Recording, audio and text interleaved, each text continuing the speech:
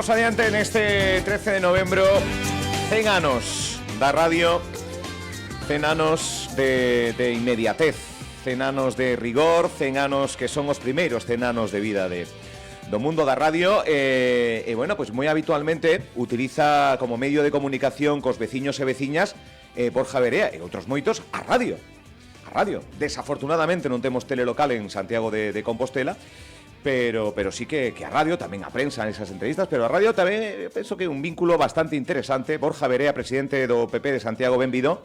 Un placer. Digo que a radio é un vehículo moi interesante para poder chegar a cidadanía no seu conxunto, non? Para nós, para min é fundamental, un medio de comunicación máis importante non só pola inmediatez, senón tamén por esa calidez que dá tamén da cercanía do INTE, e bueno, que nos permite o que é máis importante, pois trasladarlle no meu caso, a cidadanía, a veciñanza, pois non só as críticas do que fai mal o goberno, senón, para nós moi importante, tamén as propostas e o que faríamos no caso de gobernar, non? Trasladar a xente pois que se poidan facer unha idea de como sería un goberno na nosa cidade do Partido Popular de Santiago, neste caso é unha alcaldía. Pois benvido de novo a Radio Líder Santiago. Temos que comenzar por un tema para nada amable. Todos os temas seguramente que abordemos hoxe pois quedarán solapados, aínda que son de interese para o conxunto da cidadanía, pero onte tiñamos un lamentable, triste suceso do que imos coñecendo máis datos pois en diferentes rotativas, diferentes medios, que tamén trasladamos aos nosos ointes. Ese presunto homicidio a Antonio Costa, home querido, apenas 59 anos, praceiro do noso mercado de abastos. Que quere trasladar, que quere decir sobre todo o que aconteceu, pois eso, nas últimas 24 horas, señor Verea? Unha nova tristísima, non? O único que cabe nestas horas pois é trasladarlle todo o pésame, todo o ánimo e todo o cariño, en primeiro lugar, como é lóxico, a familia, non? Que acaba de ter unha perda completamente imprevista e que está nun momento tristísimo, non? E despois tamén unha evidencia é que agora estamos falando dun dos praceiros máis emblemáticos,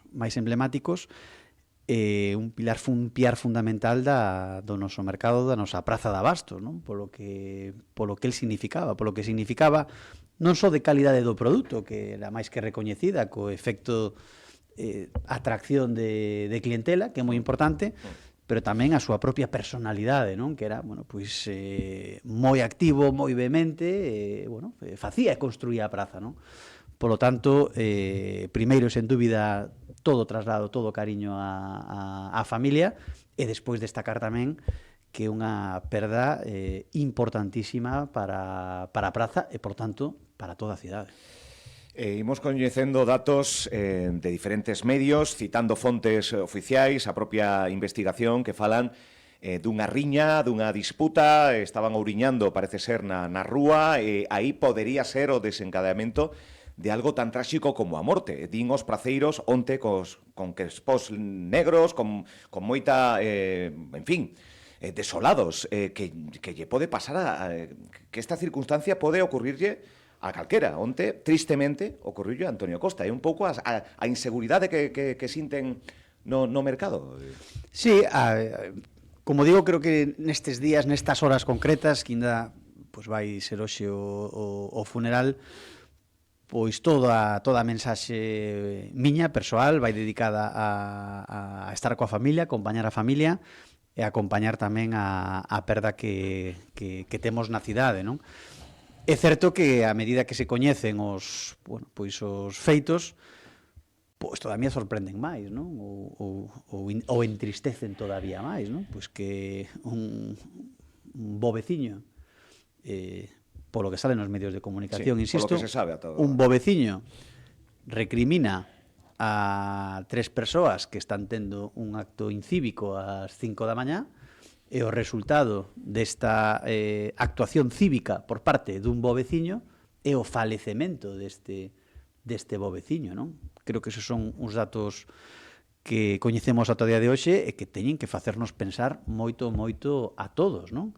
Como digo, non quero hoxe, creo que non é o día, creo que non son as horas para facer un análise de cuestións de seguridade, pero insisto que os datos son tremendos. Un bo veciño recrimina a 3 persoas que están tendo un acto incívico e a consecuencia de esa actuación cívica por parte dun bo veciño é o falecemento do mesmo, non? É tremendo, Tremendo.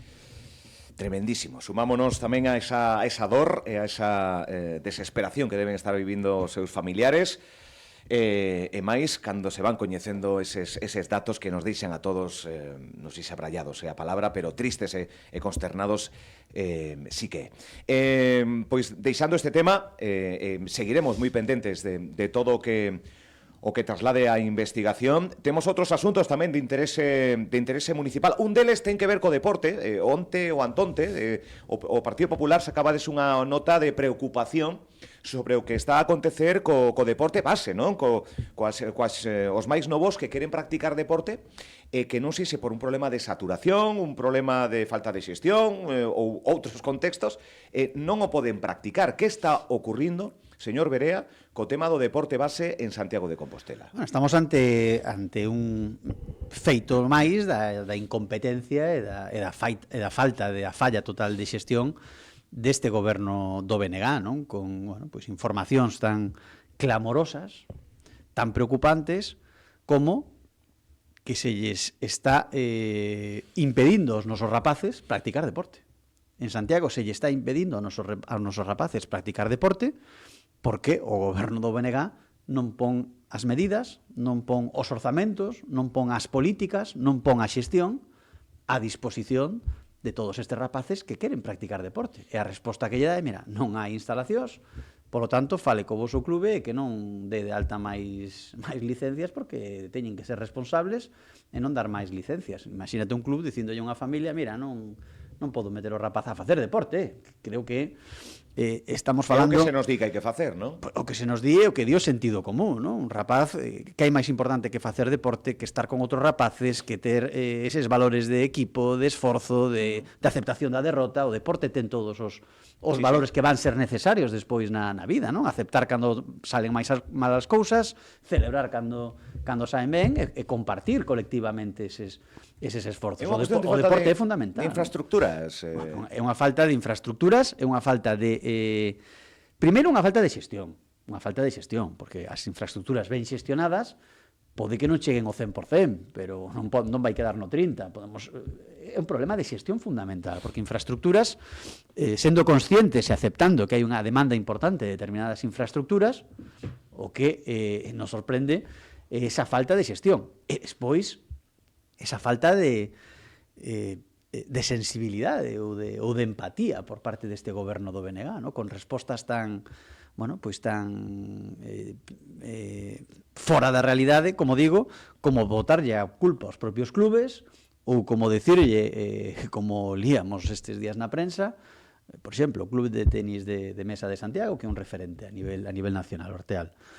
Decía o seu presidente que non puideron competir na Champions do tenis de mesa, Champions do tenis de mesa, porque non había instalacións en Santiago adecuadas a requisitos que se exixe pola Federación Europea de Tenis de Mesa, non? E responde o propio goberno do BNG dicindo que iso é mentira, que o noso clube de tenis de mesa non está na Champions do tenis de mesa porque non quere o clube, porque non ten cartos para estar na Champions. Creo que iso non é a maneira de facer interlocución cos nosos clubes, que son referentes. É certo que é un deporte minoritario, pero ten as súas licencias, e ademais, como digo, estaba coa opción de xogar na Champions, Agora que non temos, tristemente, nin baloncesto, nin fútbol nin fútbol sala en primeira categoría, temos hockey femenino e tiñamos o tenis de mesa, pois ese é o tratamento, a resposta pública de Vais, que creo que evidencia moi ben esa falta de empatía. Outro exemplo, que creo que os exemplos son importantes, non? Outro día xogaba os rapaces do hockey, houbo que retrasar o partido 1 hora e media. Por qué? Porque houve problemas coa instalación eléctrica do pabillón, non? Bueno, pois aí estaba un concelleiro do Partido Popular que non gobernamos, xa nos gustaría gobernar, pero non gobernamos, tendo que buscar solucións, porque aí non había ninguén ao teléfono, non había quen solucionar a cuestión, estaba ali un concelleiro, un compañero meu, José Ramón, no propio partido dos chavales, e tendo que solucionar estas cuestións.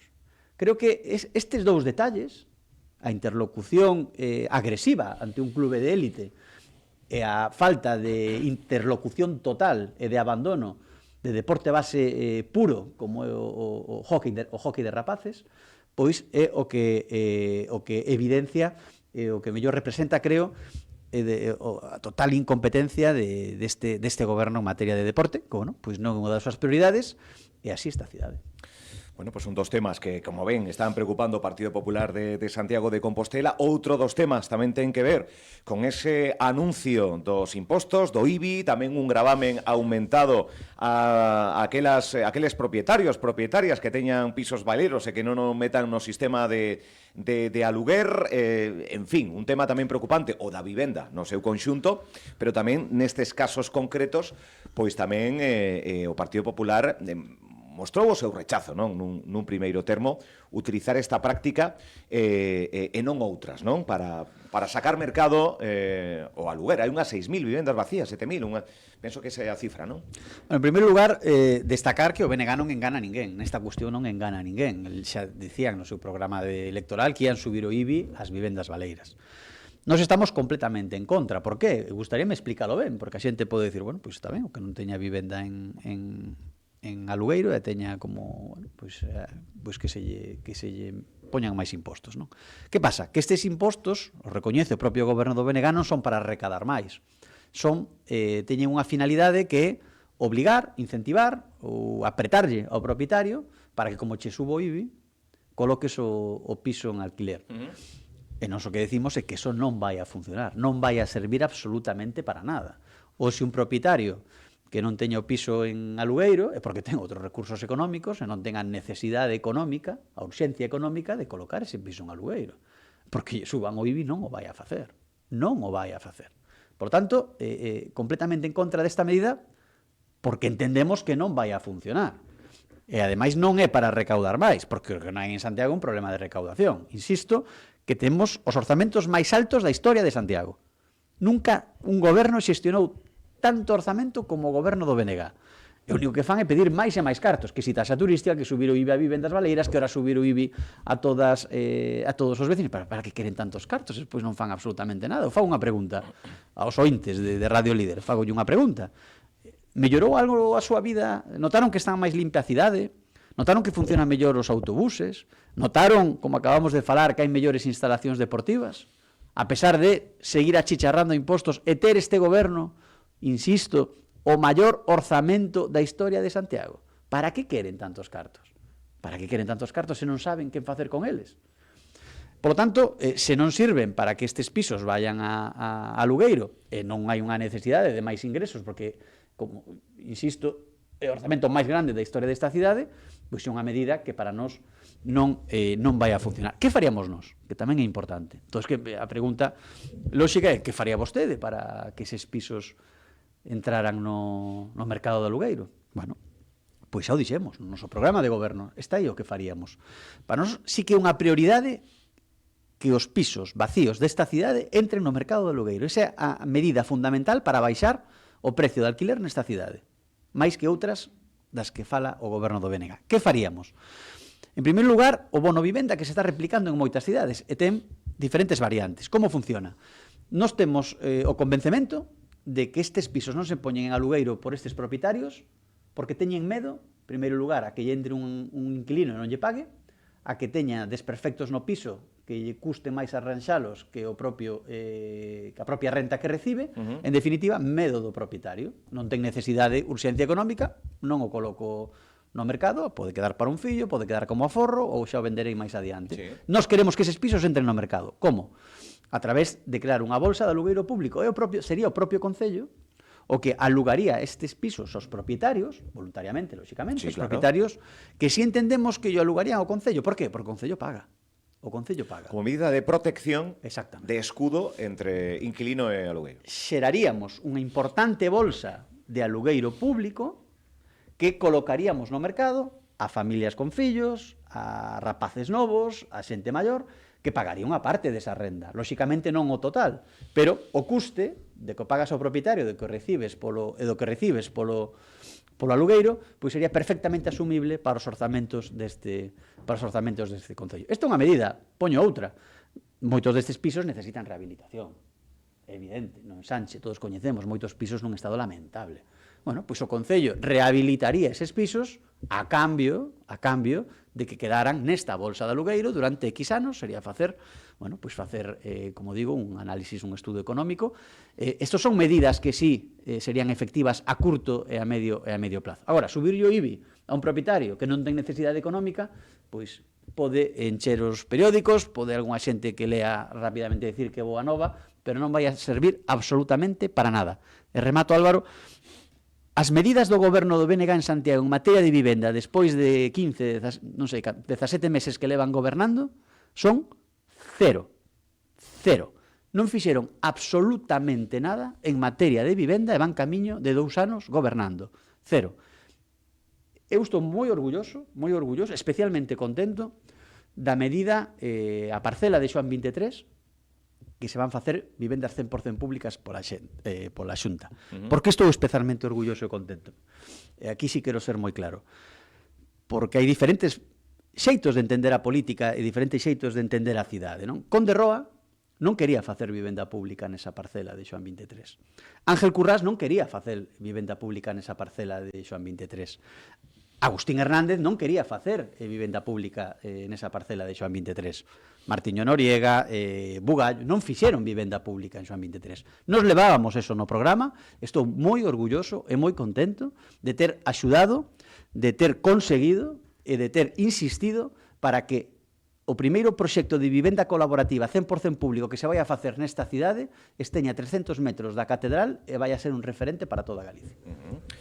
Pois claro, e meridiano Borja Vería tamén neste asunto da vivenda no que tivo o seu tempo para explicar non só a críticas, sino tamén a proposta que os populares terían de acadar a alcaldía. Outro dos temas que tamén está chegando a nós é esa lentitude que se nota no Pazo de Raxoi, no Concello, agora de tramitar calquera asunto, incluso algunhas das áreas só admiten por día pois un determinado número de citas, creo que son 40 en alguna destas áreas, bueno, pues incluso convidados que veñen aquí a falar de outros asuntos, na post-charla sae que levan 3 anos agardando para facer unha reforma dunha vivenda, por exemplo, no casco histórico. Isto é algo común, o retraso foi a menos, era xa algo que se viña padecendo de antes. En que situación está? Pois o sacar adiante diferentes trámites dos cidadáns, en definitiva. Isto é un mal endémico da cidade que é consecuencia de quen gobernou esta cidade durante 40 anos, non? É un problema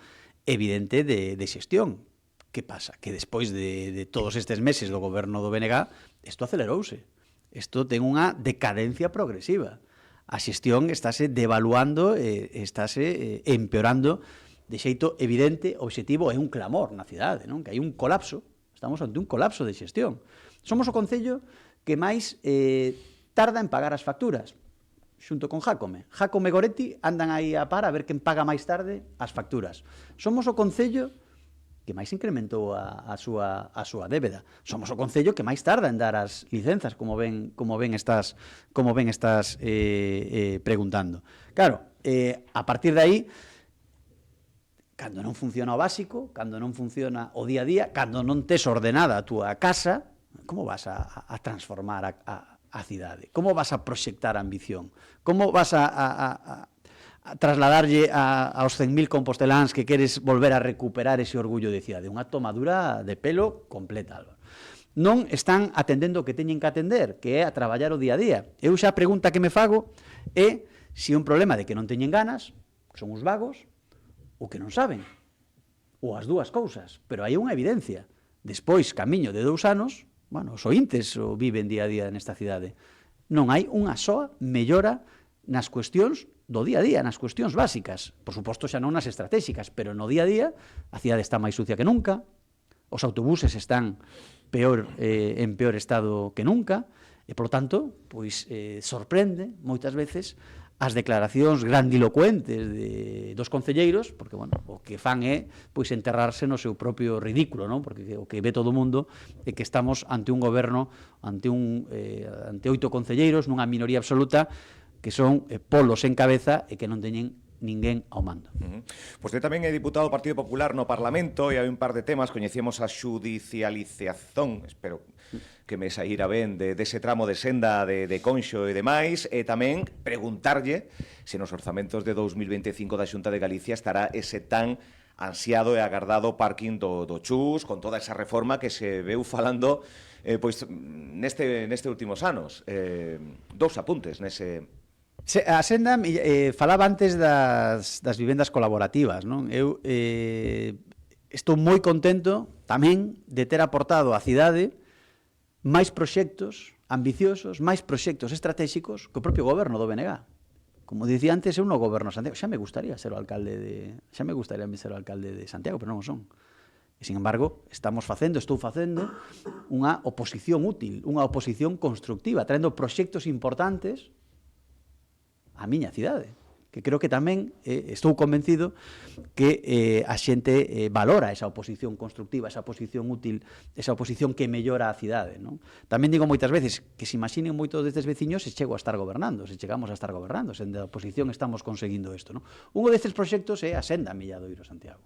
Cando presentei o proxecto, todo eran risas, todo eran chanzas, todo eran outra ocurrencia de Borja Verea, isto non se vai a facer nunca. Bueno, pois xa se está facendo.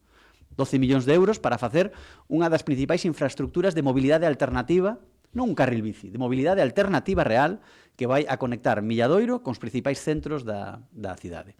É certo que hai un problema na zona do banquete de Conxo, aí nós o que pedimos é que as administracións se coordinen, se poñan de acordo e fagan as cousas como teñen que ser, que xa é a execución concreta deste proxecto. Se ten que pasar polo banquete de Conxo en determinadas condicións, que se fagan esas determinadas condicións. Se ten que ser cun trazado alternativo, que sexa nun trazado alternativo. Eso lle corresponde ás administracións que teñen que executar o proxecto. Agora ben, eu o que vexo desde o primeiro minuto primeiro foron as risas de que non se iban facer. Despois foron obstáculos tras obstáculos para que non se chegue a facer. E, bueno, pois ahora sí que hai unha cuestión xudicializada. Eu espero, como digo, que todas as administracións se poñan de acordo para solucionala, pero reivindico con toda a contundencia que estou tamén moi orgulloso de ter conseguido esa infraestructura para a miña cidade, infraestructura que non creía ninguén. E, bueno, veremos se dentro duns meses pois son os primeiros que se sacan as fotos e que nos intentan quitar a nós das fotos para poñerse esas medallas que non son deles. E o Parking do Chus, esa contorna, haberá ou non haberá cartos nos orzamentos da Xunta para esta necesaria obra compostela? Bueno, pois estamos falando dos 3 ou 4 grandes exemplos de proxectos que conseguimos para Santiago. Outro era Aparcadoiro. Acordaránse moito dos ointes que foi un dos grandes debates tamén na campaña electoral, é o mismo. Outra ocorrencia, ese aparcadoiro dentro do clínico non se vai a facer, xa está Borja Verea coas súas mentiras. Bueno, pois todos estes, incluída o BNG, a alcaldesa e os concelleiros que se reían deste aparcadoiro, asinaron que era a mellor solución para Santiago e que se vai a facer. No ano 25, o que corresponde é licitar os proxectos, concretar a obra específica e infraestructura e, por tanto, o que é a execución de obra por sentido común e por xestión administrativa, quedará seguramente para finais do 25 ou incluso para o 26. O que é importante que no 25 se liciten eses proxectos e se licite a obra, non? E, por tanto, esos orzamentos son os establecidos xa de carácter xenérico na propia Consellería de Sanidade. E xa derradeira, estivo aquí hai poucos días Paula Prado, a secretaria xeral do seu partido, tivo palabras pois bastante agradables hacia a súa persoa. En fin, non sei se lle chegaron esas manifestacións de Paula Prado, se has podido escoitar a entrevista, pero máis concretamente o apartado que fixo para as necesidades de Santiago en sí mesmo, porque ela é picheleira e veciña da capital galega, e tamén o desexo de conquerir esa maioría absoluta que o sitúe na alcaldía, respaldada pola secretaria xeral do PPDG. Moi importante, non? Moi importante que o traballo do día a día, ese traballo duro de oposición, porque non é visible, non estás nos periódicos, non estás bueno, pois Na radio sí que está, Na radio estou moi agradecido, ademais. Pero digo que non estar gobernando como é lóxico un traballo de zapa e de batalla, de máis, bueno, pois que non ten ese relumbrón ou eses focos, por tanto, é importantísimo ter o apoio, ter o respaldo do teu partido, non? Eu son consciente, ademais, que os votos son do partido, non? Un pode aportar o que pode aportar, pero o que dará esa forza, bueno, pois esa posibilidade de chegar á maioría absoluta, sen dúbida, é o Partido Popular de Galicia, por lo tanto, pois moi contento de todo ese respaldo que sinto no día a día, non? Máis alá das declaracións públicas, que por suposto tamén se agradece, non? Pero eu destacaría unha realidade, non? Paula coñece a política santiaguesa, coñece a política compostelana, é consciente pois do reto mayúsculo que é unha maioría absoluta para o Partido Popular aquí en Santiago, e, por lo tanto, que traslade esa mensaxe de ánimo de que é posible, porque contra todo pronóstico nas últimas eleccións viñamos de 8 concelleiros, sacamos 11, quedamos aí na orilla da maioría absoluta, pero que deixamos os demais a 6. Por lo tanto, estamos aí, estamos a punto de tocar esa maioría absoluta, e, por lo tanto, temos que seguir traballando co mesmo entusiasmo, pero tamén con ese equilibrio e con esa paciencia para non caer no perigo da ansiedade, no perigo tamén da frustración, non? Por lo tanto, entusiasmo, paciencia e seguir traballando, porque eu sí que lle traslado a todos os ointes que o meu obxectivo é ser alcalde desta cidade, pero ser alcalde para todos, non únicamente para os que votan ao Partido Popular. Borja Verea, presidente do Partido Popular de Santiago, graciñas de novo por visitarnos. Que vaya ben. Un placer estar, como sempre, en Radio Líder. Gracias.